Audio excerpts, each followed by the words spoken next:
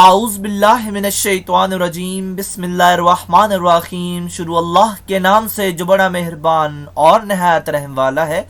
उम्मीद आप लोग खैरियत से होंगे। और इस वीडियो में इंजीनियर फैसल आपसे मुखातिब है। टॉपिक है डीएई सेकेंड ईयर की मैथमेटिक्स, एक्सरसाइज 3.1 है, क्वेश्चन नंबर 2 है, पार्ट 4 है। और हम इस गिवन फंक्शन को डेरिवेट करेंगे विद रिस्पेक्ट टू एक्स। आपको अपने चैनल का इंट्रोडक्शन करवाता चलूं। मेरे चैनल का नाम है केमिकल इंजीनियरिंग एजटेक और इस चैनल के अंदर मोर देन 500 लेक्चर्स अवेलेबल हैं।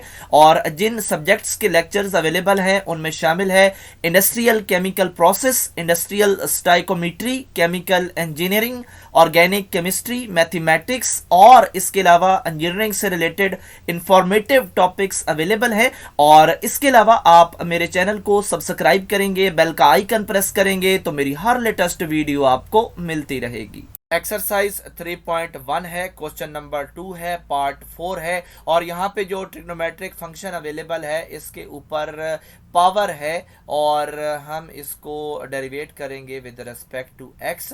सबसे पहले स्टेप के अंदर हम इसको y की इक्वल करेंगे और फिर जब हम सोल्यूशन में d/dx लिखेंगे तो y की जगह पे हम इस रिलेशन को फीड करवा देंगे। जैसा कि आप देख रहे हैं कि ट्रिग्नोमेट्रिक फंक्शन के ऊपर पावर है तो पावर रूल अप्लाई होगा। और फिर हम इस पावर रूल को देख रहे हैं कि पावर पहले है, पावर में से एक कम करना है और बेस का डेरिवेटिव लेना है।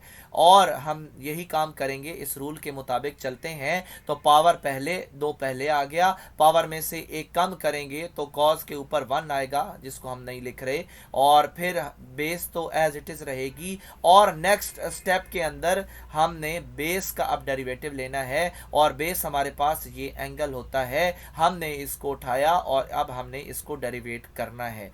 तो अब आप देखें कि अब हमारे पास जो बेस है इसमें से एक और बेस भी निकलेगी। और वो इसलिए निकलेगी क्योंकि यहाँ पे जो हमारे पास ट्रिग्नोमेट्रिक फंक्शन है ये पहले स्टेप के अंदर तो खुद डेरिवेट होगा, बेस को हम नहीं छेड़ेंगे और अगले स्टेप में जाके हम फिर बेस का डेरिवेटिव लेंगे।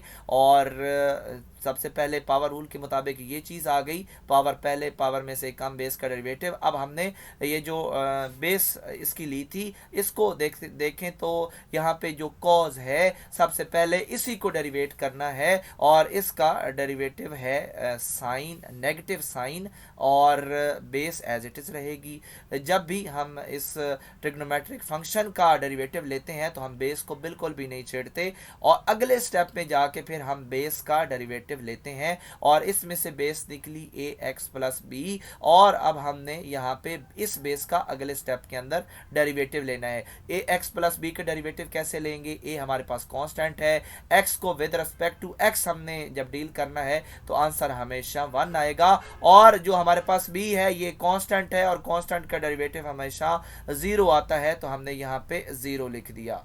अब हमने इसको रीअरेंज भी करना है और यहाँ पे एक फार्मूला भी यूज होगा और यहाँ पे मैंने फार्मूला पेस्ट कर दिया है। और अगर हम अपने सवाल को और इस फार्मूला की राइट हैंड साइड को देखें तो हमारे पास मैचिंग हो जाएगी। और मैचिंग ये है कि हमारे पास फार्मूले के मुताबिक 2 भी है, इसके बाद साइन भी है, इसके बाद अल्फा भी है और इसके बाद कॉस भी है और अगेन अल्फा है। दोनों के यहाँ पे जो ax प्लस बी है वो सेम है, यहाँ पे शायद आपको मिसिंग है तो यहाँ पे प्लस लिख लीजिएगा।